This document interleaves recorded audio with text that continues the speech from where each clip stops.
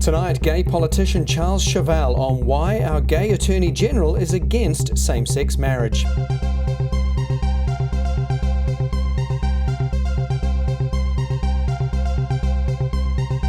Hi everyone, welcome to GayTalk tonight. I'm Andrew Whiteside. My guest is New Zealand Labour Member of Parliament and gay man, Charles Chauvel. Charles Chauvel is a member of Labour's Gay Caucus in Parliament. He's the chair of Parliament's Regulations Review Committees and a member of the Priviledges Committee. He's also the Labour Party Shadow Attorney General. In this interview, he speaks his mind on opposition to same-sex marriage and his thoughts on why New Zealand's Attorney General, who is gay, voted against the marriage amendment. Charles, welcome. Thank you for joining me. Thank you, Andrew. Let's kick this off by looking at marriage equality. We're in the select committee stage with the bill at the moment. What's your sense of how that's going? I think it's gone really well. The fact that there was a resounding vote in favour of reading the bill a first time, some very, very good speeches in the House from folk who were thought to be pretty conservative on the issue, but who were willing to vote to send it to a select committee for public submissions. The fact that there have been an extraordinary number of submissions on the bill, overwhelmingly in favour, and that the submissions against are really fairly predictable, motivated by religious disapproval of homosexuality and really not being able to come up with any good logical arguments as to why New Zealand shouldn't move in this direction. Now, in the Select Committee process, National Member of Parliament Chauvel Bankshi has been asking some very curious, almost intimate sexual questions of people when he's questioning people who've submitted to the bill. Do you get a sense that his opposition and other people's opposition is based on real ignorance about the lives of gay people? Well, there was an extraordinary question that Bakshi asked Des Smith and John Jolliffe last week at the Select Committee. He said, well, if you can marry, which one of you will be the husband and which will be the wife? And I think it probably does serve as an indicator of the basic ignorance behind a lot of the opposition from folk who've never really encountered gay people. And I contrast that with the submission that was made on marriage equality in Canada by the Sikh Church, or the Sikh religion, which was an extraordinarily good submission, really well informed, and demonstrating a real understanding that all sorts of discrimination and oppression, whether they be on religious or racial or sexual grounds, are equally unacceptable. And I think I'm going to commend that to Bakshi. On the whole, though, I think the debate has been fairly muted, really. I mean, when you compare it to previous attempts at law reform.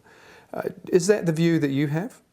Yes, my sense is that New Zealand has undergone an extraordinary change, and it's thanks to all those earlier campaigns that we were involved in, where we went through all the vitriol and the anger and the bitterness, and now I think the tables have turned. Anybody under 30 can't really understand why this is all still an issue, why it hasn't already happened. And I think everybody over 30 is gradually coming to terms with it. I wanted to ask you about our Attorney General, Chris Finlayson, a gay man, but he voted against the marriage amendment. What's your take on that? What are your views on that? I remember very early on in my parliamentary career, Christopher and I were speaking at a UniQ forum at the university here in Auckland. And he said the most extraordinary thing during the course of the presentation. He said, every morning I go down on my knees and pray and say to God, God, why did you have to make me a homosexual and a Catholic?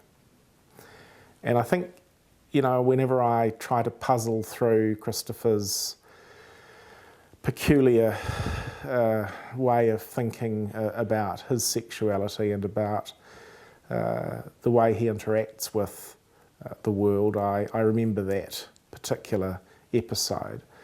My own view is that it's just sad beyond belief. Do you think the crux of the opposition comes from religious belief, or is it something much deeper that people feel about homosexuality?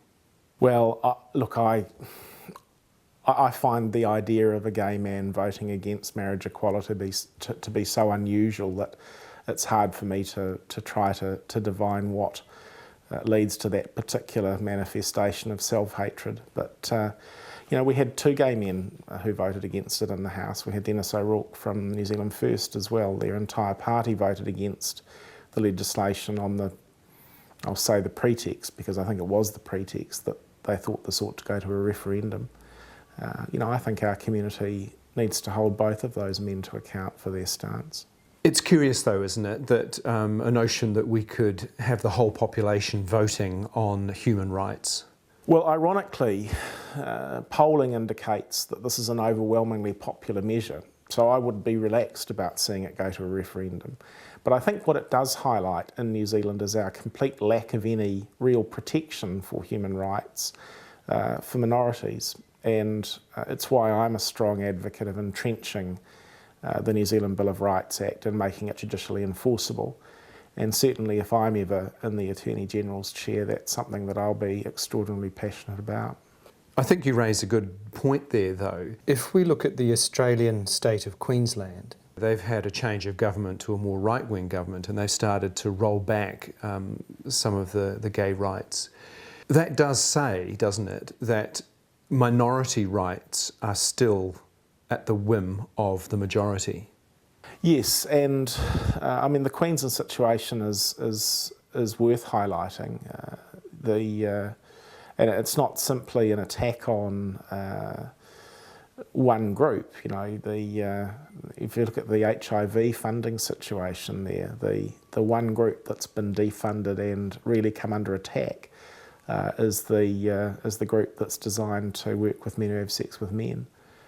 So there is something pretty nasty going on in Queensland. It's a unicameral legislature without any entrenched human rights protections, very, very similar to New Zealand. And I think you know, the Bjelke-Petersen years there, the Muldoon years here, ought to lead us to draw some conclusions now, while we have a relatively robust human rights environment, about how we make sure that that continues in the future. Let's look at the wider global picture here, because there are some really disturbing things happening in Uganda and Russia and other places around the world.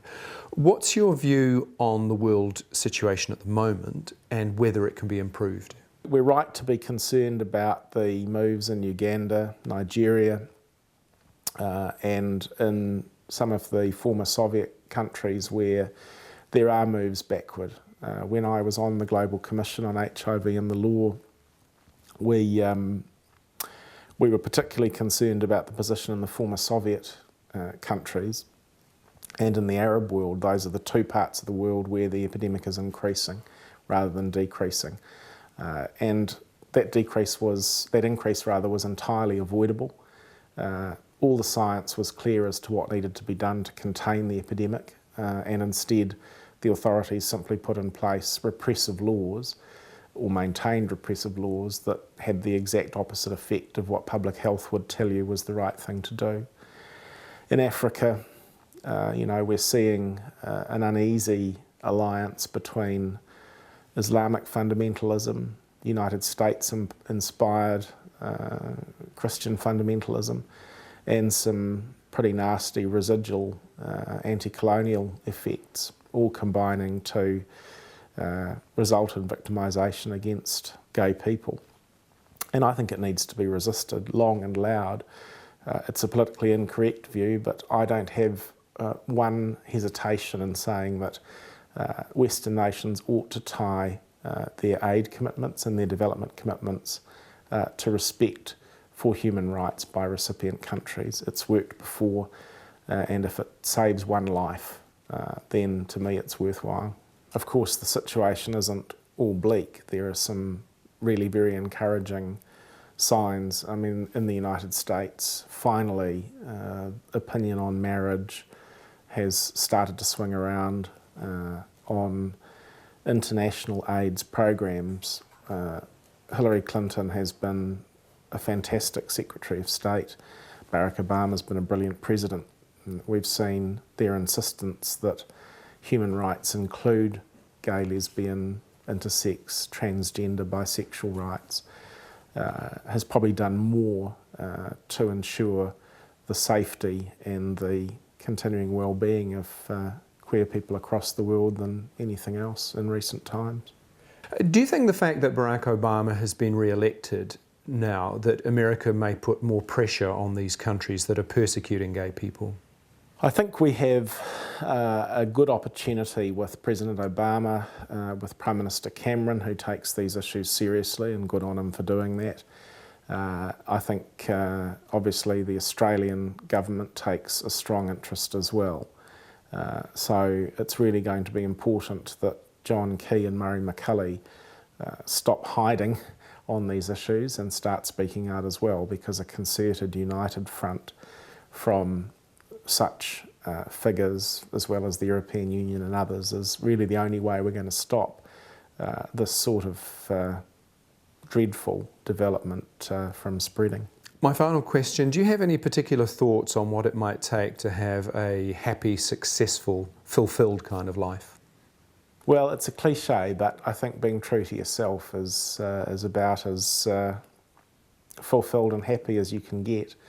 That rare quality, particularly in politics or public life, is nonetheless one that if you lose sight of, you're lost. Charles, thank you. Really appreciate your time. Thank you.